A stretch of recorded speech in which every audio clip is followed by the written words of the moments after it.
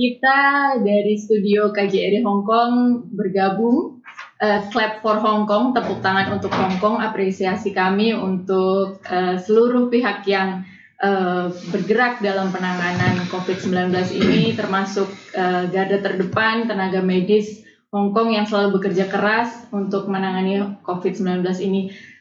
Peran kita semua, sekecil apapun itu, mari kita dukung bersama. Mudah-mudahan pandemi COVID-19 ini segera berakhir. Amin. Selamat malam teman-teman semua, apa kabarnya?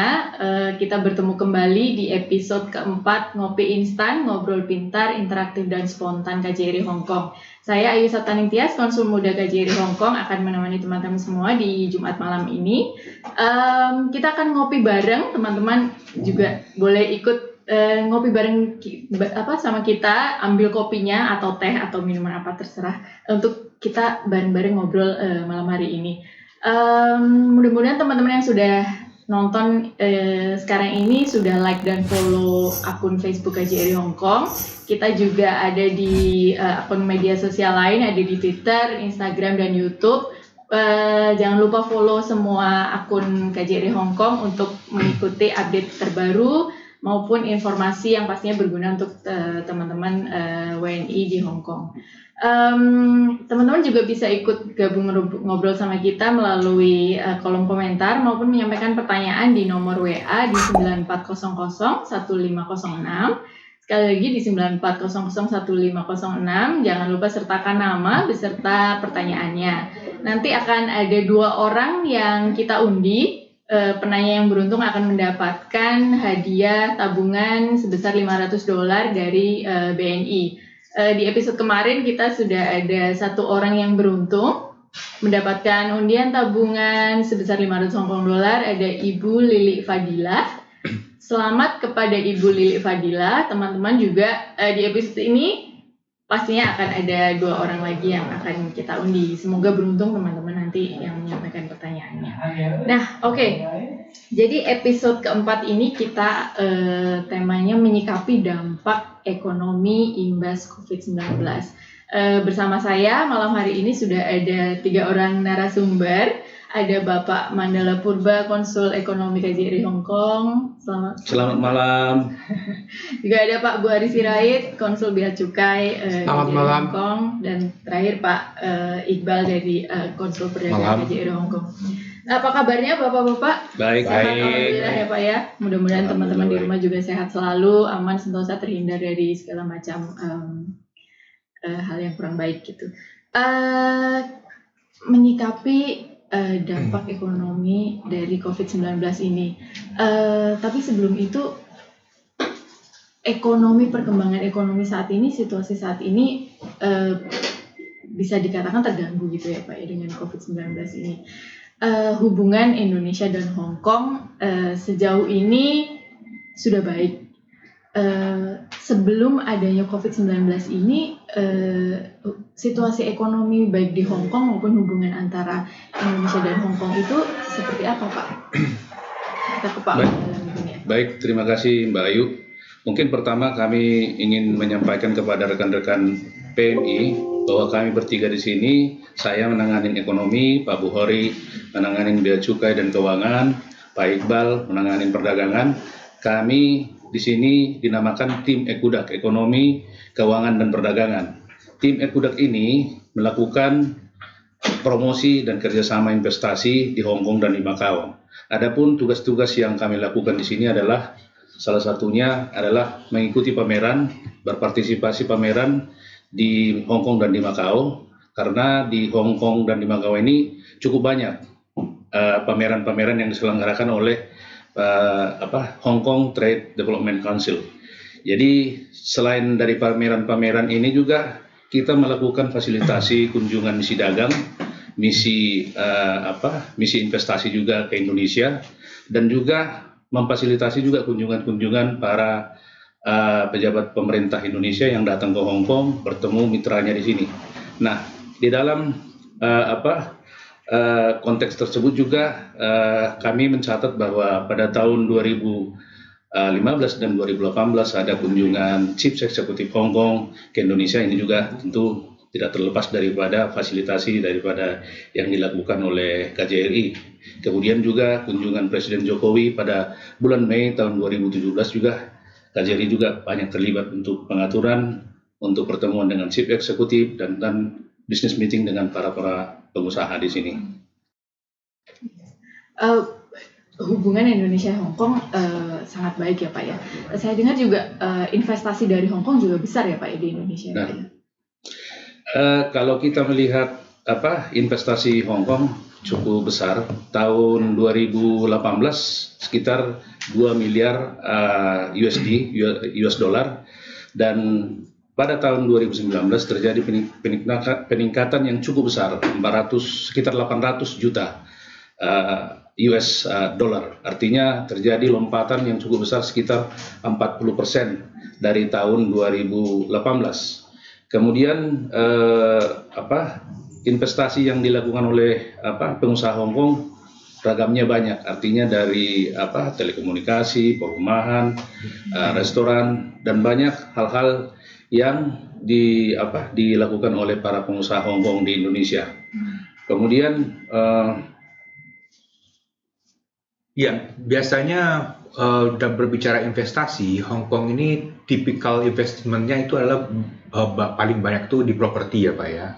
Di properti, karena sama-sama kita ketahui total investasi Hong Kong di Indonesia itu memiliki peringkat nomor 4 di Indonesia. Jadi sangat signifikan duit yang ditanamkan oleh orang Hong Kong di Indonesia. Nah, duit yang paling besar itu adalah biasanya di bidang properti, kemudian di bidang energi, kemudian juga di bidang sumber daya alam. Nah, inilah sektor-sektor investasi favorit biasanya yang ditanamkan modalnya oleh orang Hong Kong di Indonesia, berbicara investasi. Begitu juga berbicara pariwisata. Berbicara pariwisata, wisatawan Hong Kong ini suka sekali ke Indonesia dengan wisatawan yang tematik istilahnya. Seperti apa tuh Pak? Misalnya diving. Okay. Jadi dia itu tidak hanya menikmati pemandangan alam Indonesia yang indah saja, tapi ada tema-tema tertentu yang ingin dia jelajahi. Nah, tipikal wisatawan tematik ini adalah tipikal wisatawan yang berasal dari negara high-end, seperti negara-negara maju seperti Hong Kong, negara-negara Eropa lainnya. Nah, Pak Presiden Jokowi tahun 2019 kemarin itu sudah berkali-kali mengatakan kepada publik, misalnya menaruh tempat-tempat wisata atau lokasi-lokasi wisata yang memang memiliki tema-tema tertentu. Yang sebagaimana kita ketahui, Pak Jokowi selama tahun 2019 kemarin fokus di pembangunan lokasi wisata di Nusa Tenggara Barat dan Nusa Tenggara Timur dengan tema-tema yang sangat signifikan. Itu yang terkait dengan wisatawan. Nah, menyambung hal itu, hubungan perdagangan misalnya antara Indonesia dan Hong Kong, selama ini memang Indonesia itu memandang Hong Kong sebagai pasar unggulan. Jadi berbicara perdagangan itu kita membagi, Indonesia itu melihat dunia itu dengan dua cara. Satu sebagai pasar unggulan, satu lagi sebagai pasar potensial. Nah, pasar unggulan ini adalah pasar-pasar yang memang sudah hubungan dagangnya itu sudah lama terjadi. Jadi hubungan dagang antara Indonesia dan Hong Kong itu adalah hubungan yang sudah harmonis dan sudah lama terjadi. Nah, walaupun tenaga kerja atau pekerja migran Indonesia itu baru berada di Hong Kong sekitar akhir tahun 80-an, namun sebelum itu juga hubungan dagang Indonesia dengan Hong Kong sudah harmonis dan bagus sekali terjadi. Kalau bicara perdagangan, produk-produk Indonesia di Hong Kong ini banyak sekali ya Pak ya, mudah sekali ditemukan. Bisa begitu? Gimana ya Pak? Kenapa ya? Ya, bisa begitu karena pertama ada 170.000 warga negara Indonesia di Hong Kong. Ada permintaan berarti? Ada permintaan. Karena ada permintaan, ada pasar berarti. Karena ada pasar, otomatis akan ada, Hong Kong ini kan kita kenal sebagai kota yang diisi oleh broker-broker atau distributor-distributor. Hong Kong kita ketahui nggak punya sumber daya alam, tidak punya lahan pertanian, tapi mereka punya sekali banyak broker-broker atau pedagang-pedagang yang mampu melihat peluang. Wah, ini peluang nih, bahwasanya pekerja migran Indonesia ini butuh jahe, pekerja migran kita ini butuh sambal-sambal dari Indonesia, ini peluang bisnis. Nah, itu sebenarnya jalur masuk yang secara tradisional masuk ke Hong Kong, produk-produk Indonesia. Saya ke Pak Buhari nih Pak. Kalau dari segi kebijakan keuangan nih Pak, dari Indonesia sendiri apa sih Pak yang mendukung hubungan ekonomi maupun perdagangan Indonesia Hong Kong ini bisa lebih ditingkatkan? Terima kasih Ayu. Tadi Pak Mandala sama Pak Iqbal telah menyatakan bahwa Hong Kong merupakan salah satu mitra Indonesia baik dalam investasi maupun perdagangan. Tentunya investasi perdagangan ini harus dijaga. Jaganya bagaimana? Indonesia telah mempunyai perjanjian penghindaran pajak berganda dengan Hong Kong. Artinya perusahaan Indonesia yang mempunyai cabang di Hong Kong, apabila di Indonesia sudah dipungut PPh badannya, maka di Hong Kong tidak perlu dipungut lagi.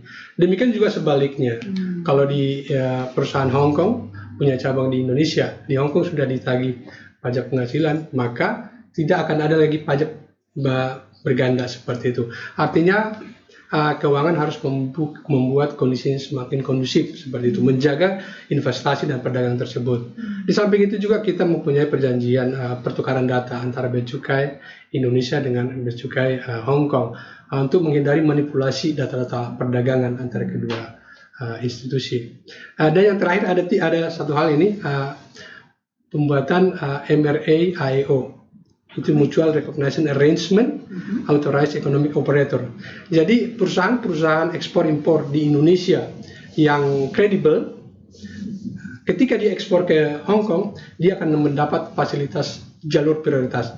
Sebaliknya, dari Hong Kong perusahaan yang kredibel, yang AIO itu kan perusahaan kredibel, ketika dia ke Indonesia mengekspor, maka di Indonesia dia akan mendapat jalur prioritas, sehingga dia punya comparative advantage dengan importer atau eksportir yang lain.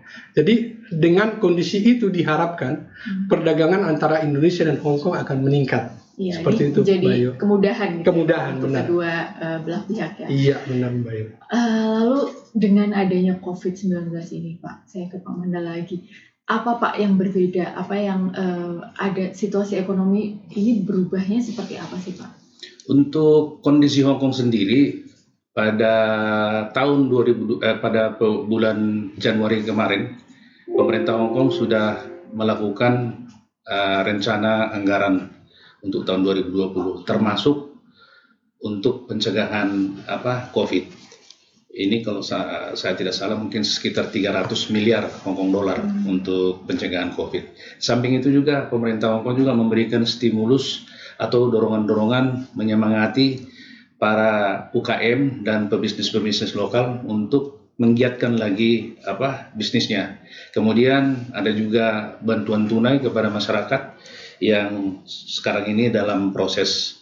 Nah, untuk Indonesia sendiri tentu ini akan berdampak. Artinya banyak kebijakan-kebijakan seperti penutupan perbatasan, terus transportasi juga transportasi. Nah, sehingga menyebabkan kebijakan-kebijakan seperti penerbangan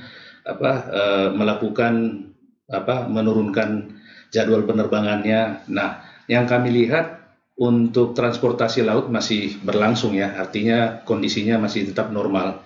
Kalau kita lihat perdagangan di bulan Januari ini cukup bagus. Artinya walaupun ada COVID, tapi masih bisa menggeliat lah. Artinya masih tetap berjalan. Dan yang paling berpengaruh itu memang wisatawan. Tadi Pak Iqbal tadi udah menyinggung bahwa wisatawan kita memang turun. Orang Indonesia yang ke Hong Kong turun 14% untuk di tahun 2019. Dan di wisatawan yang Januari ini juga saya lihat itu ada penurunan juga. Artinya orang Indonesia yang ke Hong Kong juga menurun, orang Hong Kong yang ke Indonesia juga menurun. Ini pastinya yang kita lihat dampaknya. Walaupun tidak secara drastis, tapi saya kira lambat laun kan ini kan situasinya kan terintegrasi, ada jasa penerbangan, ada perdagangan, ada investasi itu. Jadi mungkin impact-nya akan ke sana gitu. Pastinya untuk keperdagangan juga berdampak sekali ya Pak ya? Sangat berdampak karena COVID-19 ini kita berbicara itu pandemik. Pandemik itu skalanya bukan hanya satu negara atau dua negara saja. Skalanya itu global. Lebih dari 100 negara yang telah mengalami COVID-19 ini. Nah, berbicara mengenai Indonesia dan Hong Kong, Indonesianya terkena COVID-19, Hong Kongnya juga terkena COVID-19. Jadi kemari susah kita. Siko capek kalau kata orang kampung saya itu. Ngambil jalan ke kanan kena, ngambil jalan ke kiri juga kena gitu. Namun bagaimanapun karena pemerintah, baik pemerintah Indonesia maupun pemerintah Hong Kong, kita sama-sama ketahui bahwasanya fokus perhatian pemerintah adalah bagaimana caranya mereduksi dampak dari COVID-19 ini terhadap kesehatan masyarakat. Itu prioritas utama. Nah, sama-sama diketahui juga bahwasanya COVID-19 ini berdampak kepada ekonomi pasti. Karena orang tidak bisa keluar. Orang stay at home, bekerja di rumah, tidak bisa sekolah. Ini pasti akan berdampak secara ekonomi. Nah, oleh karena itu Pak Presiden juga, seperti yang dibilang Pak Mandala tadi, telah mengeluarkan stimulus-stimulus ekonomi kepada perekonomian Indonesia agar perekonomian Indonesia tetap terjaga. Walaupun situasi kita sedang berada dalam kondisi pandemik COVID-19, tetap sektor-sektor usaha tertentu itu pasti akan survive. Misalnya sektor yang membuat makanan dan minuman itu pasti akan survive. Yang nyaris akan hilang dari peredaran itu adalah jasa pariwisata, perhotelan itu sangat suffer istilahnya. Tapi kalau misalnya jasa-jasa makanan, kalau misalnya kamera bisa shoot di sini produk-produk Indonesia seperti ini, nah UKM kita yang buat ini pasti akan survive. Kemudian inilah yang kita harapkan bisa kita bawa dari Indonesia ke Hong Kong untuk kebutuhan orang Hong Kong sendiri maupun untuk kebutuhan dunia lainnya. Jadi bisa dibilang sektor perdagangan yang terdampak di Hong Kong sendiri itu sektor yang lain dengan produk ekspor kita ke sini ya Pak ya? Ya, itu berdampak. Tapi produk ekspor kita, karena produk ekspor kita itu banyak di makanan dan minuman dan itu dikonsumsi, consumer goods istilahnya, itu dampaknya tidak terlalu signifikan. Oke, mudah-mudahan juga kedepannya juga tetap tidak terganggu. Semoga. Pak ya. Oke, kalau dari segi kebijakan keuangan ada yang berubah nggak Pak dengan adanya COVID-19 ini? Dari sisi keuangan sebenarnya tidak ada yang berubah. Cuma COVID-19 ini mendelay sebenarnya pertumbuhan itu. Nah, kalau nanti COVID-19 ini sudah reda, saya kira yang ada pada tahun 2009 akan kembali jalan pada peningkatan perdagangan, ada peningkatan investasi seperti itu. Baik, sebelum kita lanjut, saya mau cek dulu apakah sudah ada pertanyaan yang masuk. Sudah ada. Mari kita bacakan. Selamat malam dan assalamualaikum. Waalaikumsalam. Saya Ika, saya kerja di Hong Kong. Sudah cukup lama. Terkait pengiriman barang Hong Kong Indonesia dan Indonesia Hong Kong, saya mau tanya Pak, apa yang membedakan antara pos Indonesia, pos Hong Kong, dan agen pengiriman yang ada di beberapa jalan seperti di Causeway dan lain-lain, juga toko Indonesia? Oke, itu yang pertama. Yang kedua, kenapa saat COVID-19 mewabah, ongkos ambil pengiriman khusus masker menjadi mahal sekali? Apakah memang ada perbedaan aturan terkait pengiriman barang ke Hong Kong? Baik, terima kasih. Saya ke Pak Buhari ya Pak ya, terkait pengiriman barang, juga tadi apa bedanya antara pos Hong Kong, pos Indonesia dengan agen pengiriman? Ya, terima kasih.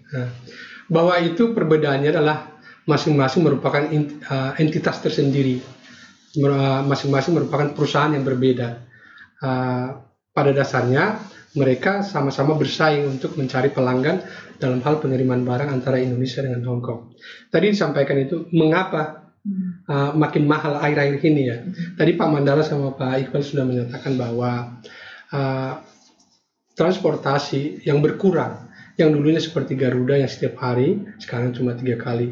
Yang dulunya Cathay yang 3 kali sehari sekarang jadi 1 kali seminggu.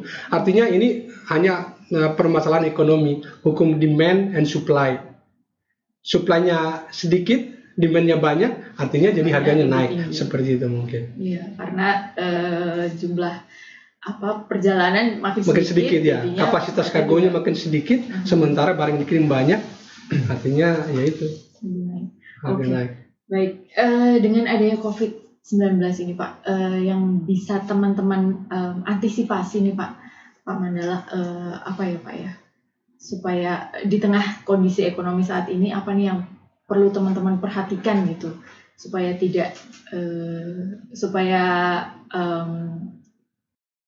pasti akan terpengaruh oleh teman-teman semua, tapi bagaimana meminimalisir dampak dari situasi ekonomi yang sekarang sedang terjadi ini Pak? Dari segi ini saya pikir banyak keuangan mereka pribadi, lepas pribadi. Artinya bagaimanapun dengan wabah begini mereka tidak bisa leluasa lagi keluar, tapi kan tentu berbelanja masih bisa, kan begitu. Nah, artinya banyak sebenarnya yang bisa dikelola oleh para PMI kita ini dalam situasi seperti ini. Misalnya berinvestasi. Nah, ini salah satu saya pikir upaya cara yang bisa dilakukan oleh PMI kita, karena dengan kurs yang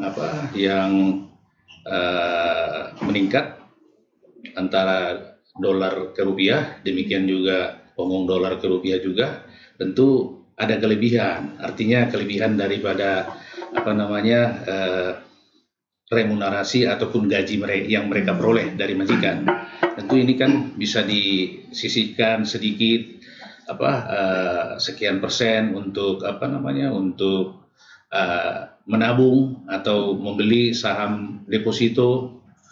Nah, di sini kan bisa mereka kelola. Kadang-kadang dalam masa kesempitan itu timbul ide yang cemerlang, sama dengan kita kan. Kadang-kadang kita begitu nggak bisa kemana-mana, tapi bisa menghasilkan sesuatu gitu. Dan kalau kata orang bijak katanya kan, tidak ada orang yang bangkrut karena menabung, tapi banyak orang yang bangkrut karena tidak memiliki ataupun tidak menabung. Nah, kira-kira seperti itu. Jadi pertama menabung, sekaligus juga investasi itu jadi pilihan juga ya Pak ya? Bisa pilihan itu. Okay. Bisa pilihan. Kalau dari segi perdagangan Pak, apa yang perlu diantisipasi? Sedikit menyambung apa yang dikatakan oleh Pak Mandala tadi, sebenarnya the power of kepepet, kata Tung Desem Waringin itu. Pada kondisi-kondisi tertentu itu orang dituntut menjadi, oh iya tiba-tiba ada jalan. Mungkin nanti Pak kreatif ya akan menjadi kreatif dia. Nanti Pak Buhari itu akan mengeksplor seperti apa sih, mengapa sih kita perlu berinvestasi di masa COVID-19 ini? Apa sih untungnya bagi kita, warga negara Indonesia untuk berinvestasi?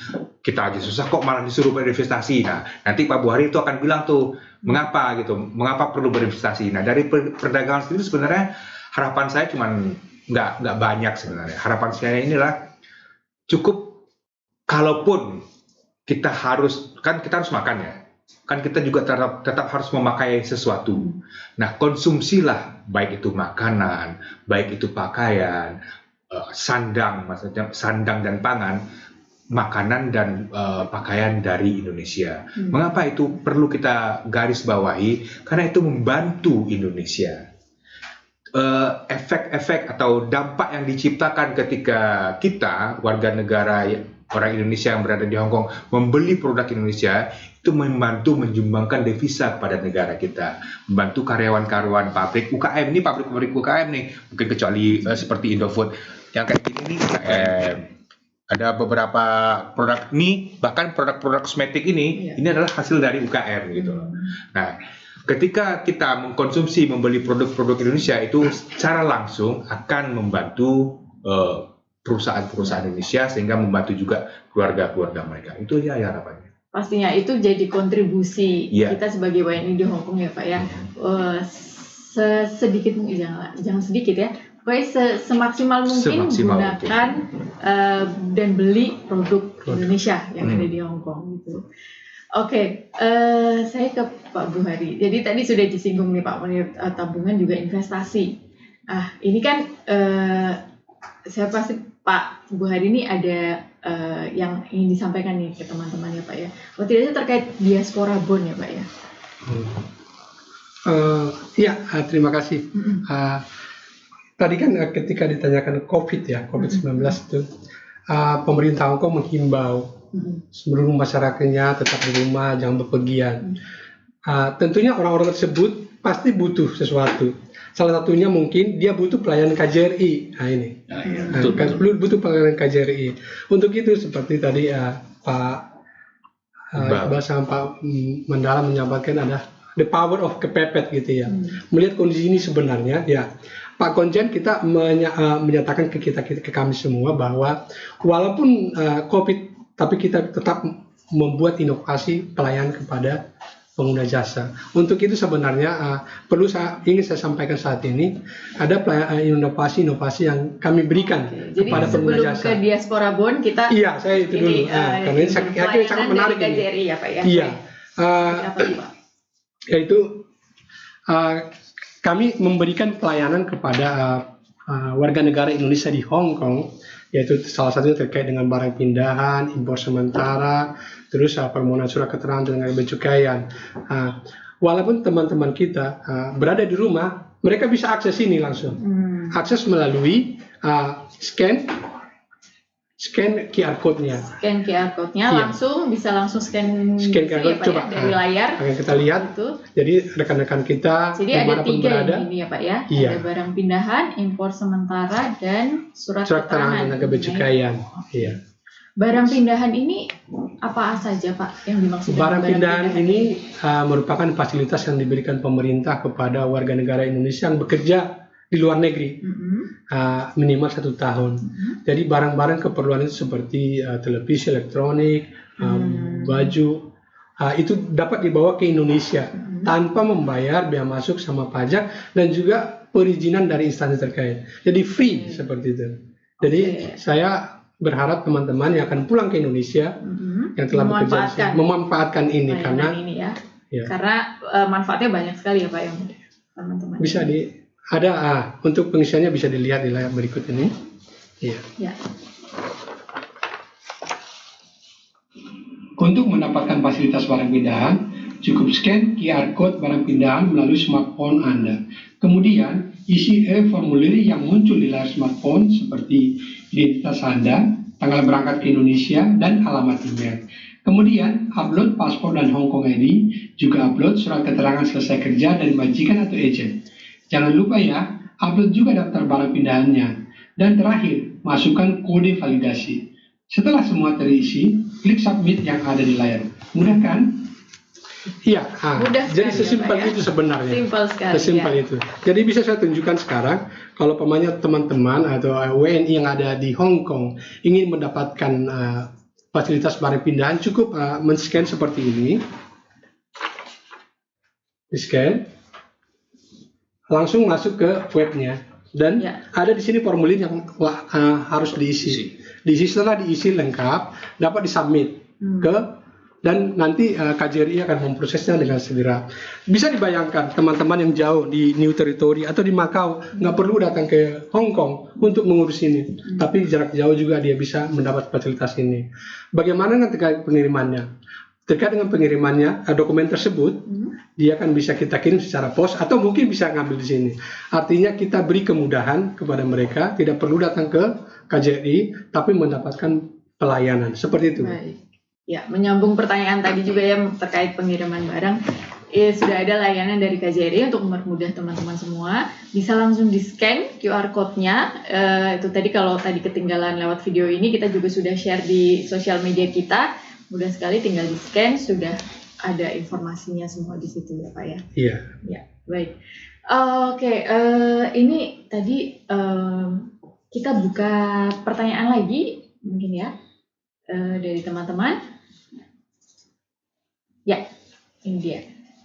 Saya Heni di Choi Hung mau bertanya berapa besaran nilai harga barang agar terbebas dari bea cukai atas barang kiriman. Ya, bagus sekali. Lalu bagaimana cara menghitung pajak yang harus kita bayar atas barang kiriman dan barang bawaan penumpang.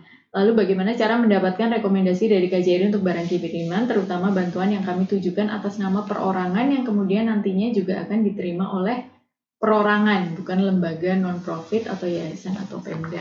Ya, banyak sekali pertanyaan ini ke Pak Buhari ya Pak ya. Iya. Nah, kalau saya Nilai baca, barang agar terbebas dari bea cukai. iya. Sebelumnya sebenarnya peraturan pemerintah terkait dengan barang kiriman ini awalnya 100 US dollar dibebaskan dari bea masuk dan pajak. Setelah itu menurun lagi jadi 75 dan 75. Jadi alasannya kenapa sih pemerintah menurunkan itu? Karena di Indonesia dibanjiri oleh produk-produk e-commerce dari luar. Jadi industri-industri SME yang menengah ke bawah itu terganggu dengan kemudahan e-commerce tersebut. Maka pemerintah menerbitkan PMK 199 tahun 2019. Di situ batasan threshold yang paling rendah adalah 3 dolar. Jadi 3 US dollar. Jadi di atas 3 US dollar akan dikenakan bea masuk pajak. Sementara di bawah 3 US dollar itu akan dikenakan PPN saja. Seperti itu. Jadi pertanyaan nomor 2, kalau ditanya bagaimana tolong dimunculkan lagi Pak. Iya, bagaimana cara menghitung pajak yang harus kita bayar atas barang kiriman dan barang bawaan penumpang. Untuk barang kiriman itu dikenakan pajaknya 7,5% bea masuk, PPN-nya 10%. Iya. Untuk barang penumpang dikenakan itu pembebasan 500 US dollar. Jadi agak banyak sih. Di barang penumpang itu kalau kita bawa 500 US dollar, barangnya nilainya kita kan tidak dikenakan pajak, free. Tapi kalau di atas itu akan dikenakan dengan tarif bea masuk 10%, PPN 10%, PPH yang punya NPWP dan tidak punya NPWP akan beda, 7,5% atau 10% seperti itu penghitungannya. Nomor 3. Pertanyaan selanjutnya. Tadi bisa dimunculkan lagi.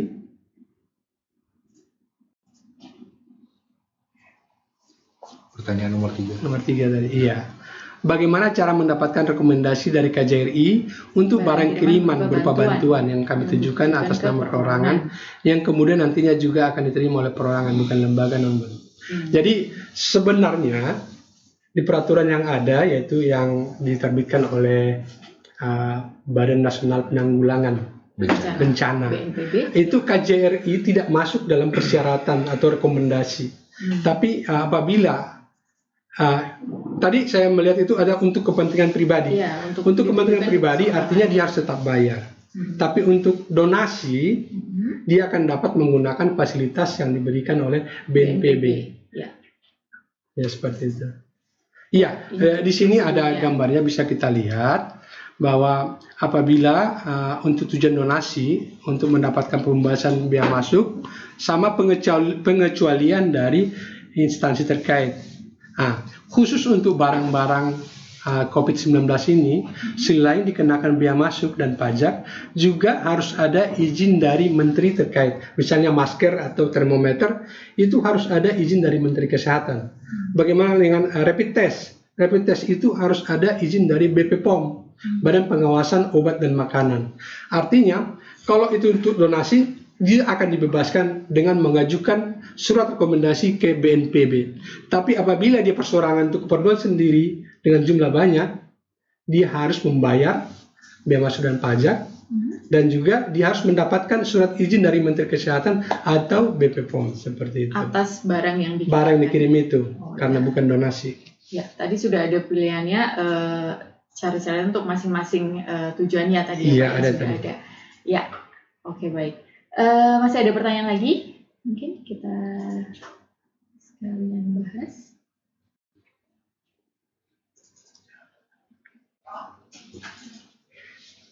Enggak ada. Oke, belum ada. Oke Pak, kita masuk ke diaspora bond tadi ya Pak. Iya. Tadi bagaimana teman-teman bisa berkontribusi untuk di tengah situasi COVID-19 ini, tadi sudah disinggung oleh Pak Mandala, investasi itu jadi salah satu opsi. Diaspora bond ini salah satu bentuk investasi yang bisa dilakukan oleh diaspora. Diaspora ini istilah yang dipakai untuk orang-orang yang memiliki kedekatan dengan suatu negara, misalnya diaspora Indonesia berarti dengan Indonesia gitu. Tapi bukan hanya itu, termasuk juga WNI yang tinggal di luar negeri gitu ya Pak ya. Jadi bisa dijelaskan Pak mungkin diaspora bond ini seperti apa? Iya. Diaspora itu sebenarnya tadi disampaikan oleh Mbak Ayu. Diaspora itu meliputi warga negara Indonesia yang ada di luar negeri dan juga warga negara asing yang mempunyai hubungan keterlibatan dengan negara Indonesia. Misalnya ada orang tuanya di Indonesia atau lahir di Indonesia seperti itu. Mengapa terbit ini diaspora bond ini sebenarnya adalah untuk sebagai segmentasi pasar baru. Karena selama ini pemerintah menerbitkan bond adalah dengan mensasar orang-orang Indonesia. Tentunya ini kemarin itu kami bicarakan bahwa mensasar orang Indonesia itu tentunya akan menggerus perbankan Indonesia. Jadi dicarilah yang di luar dan tidak mengganggu bank-bank di Indonesia. Kenapa? Karena memang diaspora bond ini akan lebih menarik dibandingkan dengan tabungan yang lain atau deposito. Bisa kita lihat nanti gambar di sini apa sih yang terkait dengan diaspora bond ini. Ya. Pada tahun 2020 Indonesia atau Menteri Keuangan mengeluarkan beberapa bond, ada SBR, ada suku retail, ada suku negara tabungan, ada ORI dan lain sebagainya. Ada di sini diaspora bond dimasukkan, itu rencananya akan di launch tanggal 20 Juli sampai 20 Agustus. Harapan kita sebenarnya di tengah Covid ini ya. Di tengah Covid ini kan ada perlambatan ekonomi, perlambatan pertumbuhan ekonomi. Perlambatan pertumbuhan ekonomi itu akan mengurangi penerimaan pajak. Akan mengurangi penerimaan pajak karena ekonominya sedang down. Yang ketiga, adanya pertambahan pembiayaan. Pembiayaan kenapa? Karena tadi harga dolar itu naik ya. Jadinya utang kita yang dari denominasi dolar itu makin banyak rupiah yang kita butuhkan untuk itu. Yang keempat ada pengeluaran seperti apa? Tadi disampaikan oleh Pak Mandala sama Pak Iqbal, ada stimulus untuk menaikkan, yaitu ada pengeluaran ekstra dari pemerintah untuk mengatasi menanggulangi COVID ini. Jadi pemerintah butuh dana sebenarnya nih. Butuh dana, bagaimana caranya menerbitkan diaspora bond ini? Iya, diaspora bond untuk masyarakat rekan-rekan PMI, warga negara Indonesia di Hong Kong. Bisa saya tunjukkan apa sih yang menarik daripada diaspora bond ini yang membuat diaspora bond ini denominasinya di rupiah, tenornya 3 tahun. Artinya 3 tahun baru dikembalikan pokok tabungannya. Fixed rate-nya berapa? Sementara ini 7,5% sampai 8,5%, jadi masih tentatif. Namun demikian ada non-tradable, terus nggak dapat diperjualbelikan. Iya. Ya, terus nomor 5 tanpa early redemption, itu tidak dapat dicairkan pokok tabungannya sampai 3 tahun. Penjualannya minimal pemesanan 5 juta dengan maksimal 5 miliar. Terus apa keunggulannya? Keunggulannya adalah diaspora bond ini dijamin oleh undang-undang APBN. Jadi nggak perlu khawatir dengan itu. Sudah pasti aman ya Pak ya? Iya. Terus rate-nya lebih tinggi daripada deposito dan tabungan.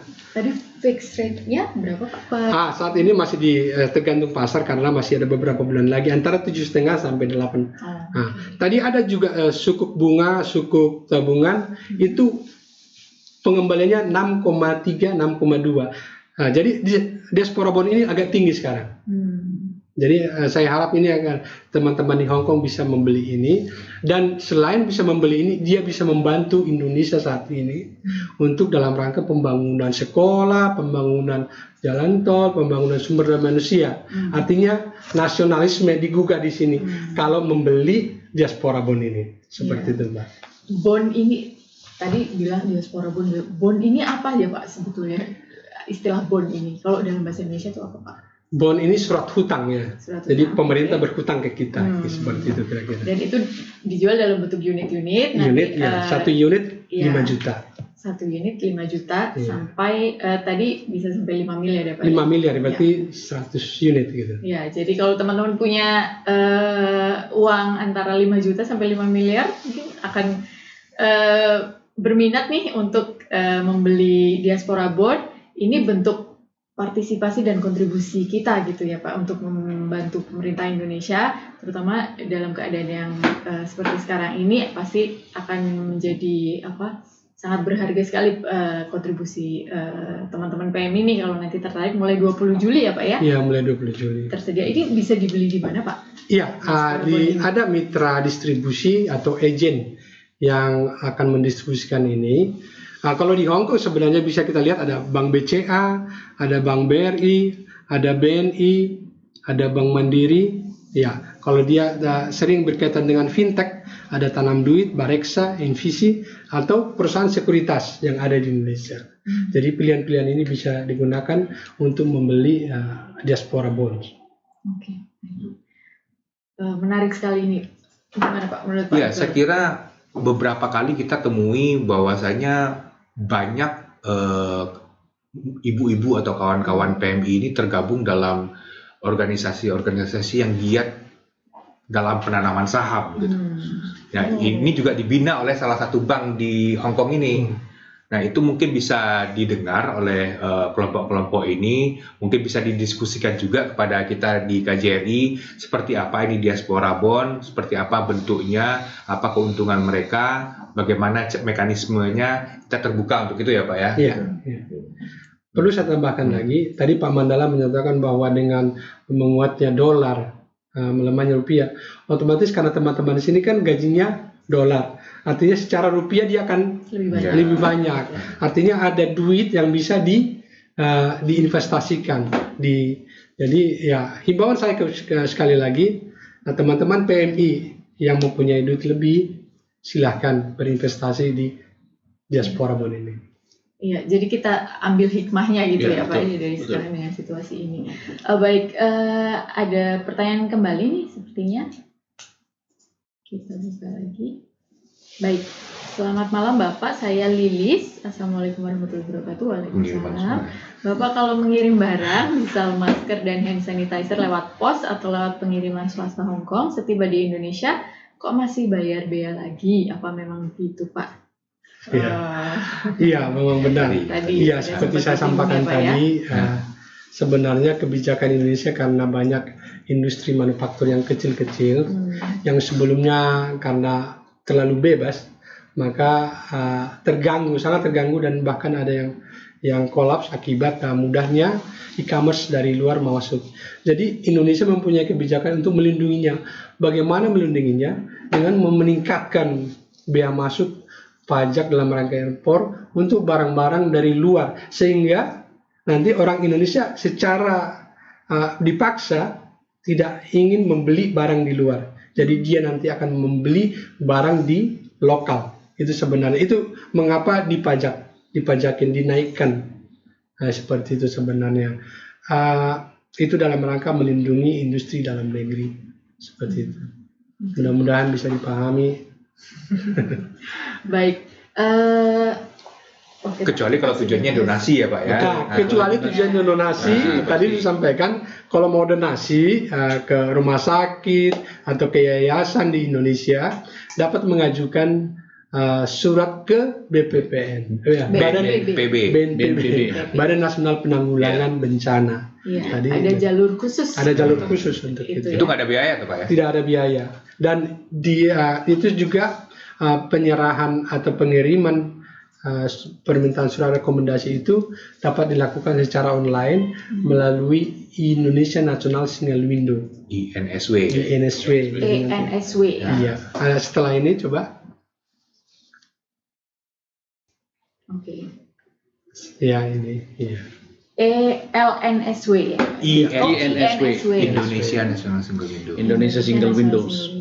Jadi khusus untuk teman-teman yang akan menyalurkan bantuan ke Indonesia bisa melalui jalur ini ya Pak ya. Itu tanpa ada biaya. Iya, seperti ini alurnya. Dia bisa mengakses ke website INSW di aplikasi INSW. Lalu pilih submenu perizinan tanggap darurat. Kemudian nomor 2 itu pilih menu rekomendasi BNPB. Nomor 3, isi formulir dan unggah dokumen persyaratan sesuai jenis pemohon. Nomor 4, Waktu nomor 3 itu bisa dimonitor di mana sampai di mana prosesnya.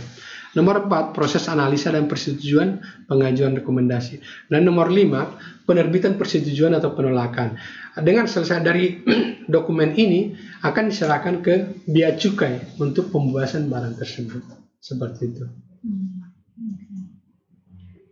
Baik.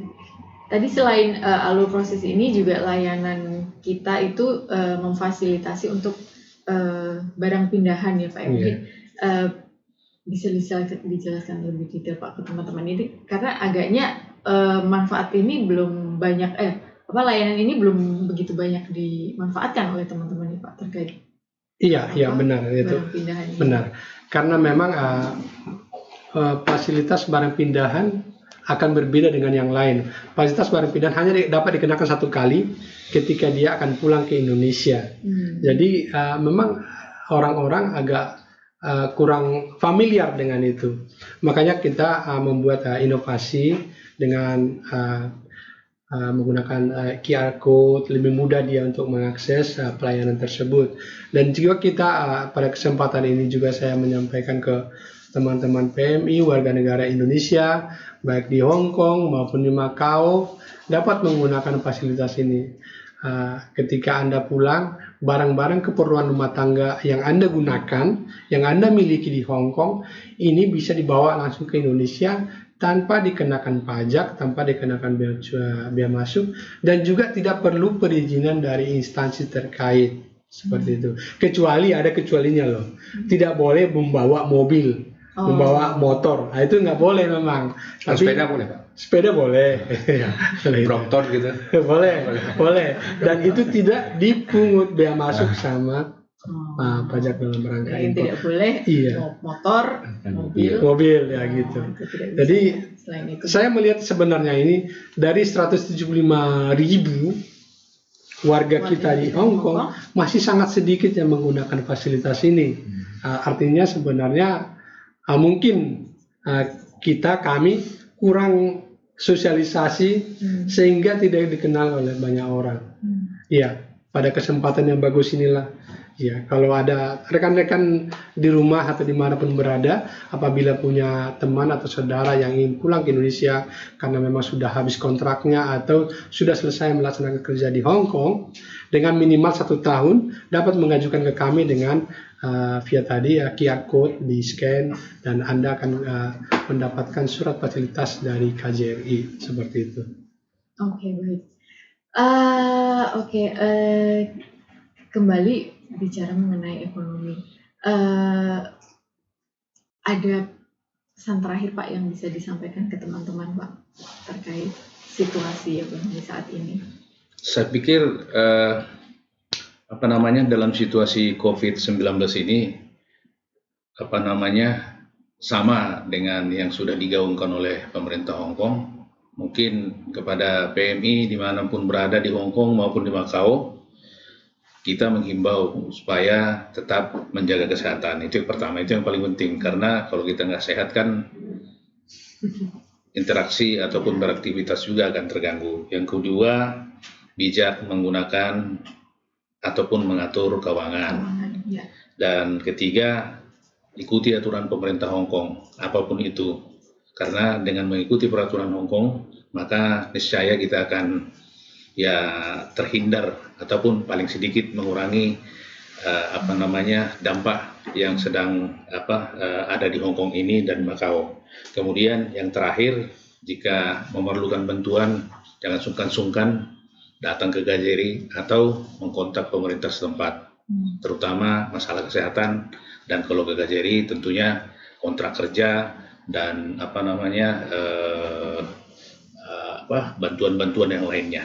Itu mungkin yang kami ingin sampaikan kepada rekan-rekan PMI yang ada di sini dan di Macau. Selain itu juga terus mendukung ekonomi Indonesia ya Pak. Betul. Ya? Bisa nggak sih Pak, saya penasaran nih, teman-teman nih untuk menjadi agen dari misalkan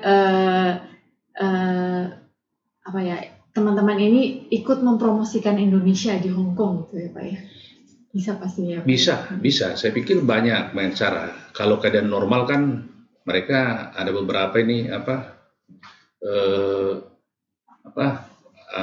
rekan-rekan PMI juga ikut dalam pentas budaya, dan saya pikir dengan diaspora Bon itu juga saya pikir memungkinkan sekali. Perlu saya tambahkan juga, Hong Kong saya punya diaspora punya dia Bon, namanya Green Bon. Setiap tahun mereka keluarkan ini. Dan saya pikir Makau yang begitu makmur juga, saya pikir mereka punya juga Bon yang bisa dipasarkan ke masyarakat Makau. Saya pikir diaspora Bon itu cukup menarik untuk dipromosikan antara sesama. Nah, banyak juga PMI ini yang melek terhadap investasi, terhadap saham. Jadi mereka bisa jadi agen. Teman-teman yang sedang nonton sekarang sudah menerima informasi mengenai diaspora Bon ini, bisa disebarkan ke teman-temannya betul. Untuk mendukung ekonomi Indonesia gitu. Rupanya masih ada pertanyaan yang masuk nih, kita bisa tampilkan. Baik. Assalamualaikum, saya Yuni Astuti dari Kuai Hing. Saya minat di program Diaspora Bon. Wah, langsung ada peminat nih Pak. Gimana caranya bisa ikut dalam program ini? Terima kasih Yuni Astuti. Seperti saya sampaikan tadi, Diaspora Bon ini akan dijual di agennya pada mulai tanggal 20 Juli sampai bulan Agustus tadi ya. Jadi mohon ditunggu. Persyaratan sebenarnya Bu Astuti tadi, Bu Astuti harus mempunyai rekening di bank yang tadi itu, yang mitra distribusi, di BNI, di BCA, atau di BRI Mandiri. Iya. Bagaimana cara membeli diaspora bon di sini? Membeli diaspora bon itu sudah secara elektronik surat berharga negara. Jadi bisa saya bacakan di sini. Yang pertama, calon investor itu melakukan registrasi melalui sistem elektronik mitra distribusi bank-bank tadi itu, pilih satu.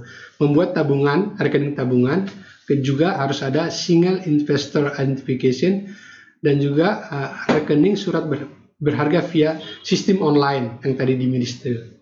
Yang ketiga, calon investor melakukan pemasaran melalui sistem elektronik setelah membaca ketentuan dalam memo info. Nomor 4, di verifikasi order akan mendapat kode pembayaran billing. Dia bayar.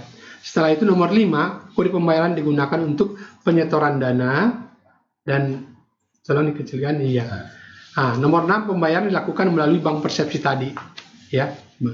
Nomor 7, calon investor memperoleh nomor transaksi penerimaan negara, dan nomor 8 adalah nanti dia menerima bukti konfirmasi kepemilikan SBN retail via sistem elektronik MIDIS yang tadi dari bank, dan juga email yang terdaftar, email yang Astuti tadi. Jadi saya sangat senang nanti bila Bu Astuti mau berbagi dengan teman, dia mau membeli, untuk membantu Indonesia, dan juga mau mengajak teman-temannya. Saya kira dia kan pasti punya banyak teman, dapat mensosialisasikan ini, dan nantinya pada saatnya di launching dapat membeli diaspora bon ini. Seperti itu. Saya kira langsung habis acara ini langsung kita hubungi besok kali ya, atau Senin kali ya. Bagaimana Bu Yuni Astuti ini menikmati keuntungannya Pak? Kapan dia bisa mengambil bunganya gitu? Iya, bunganya itu akan disetorkan langsung ke rekeningnya setiap bulan. Setiap bulan. Tidak perlu langsung nanti otomatis rekeningnya akan dimasukkan bunganya seperti itu setiap bulan. Iya, dan dijamin oleh pemerintah. Undang-undang.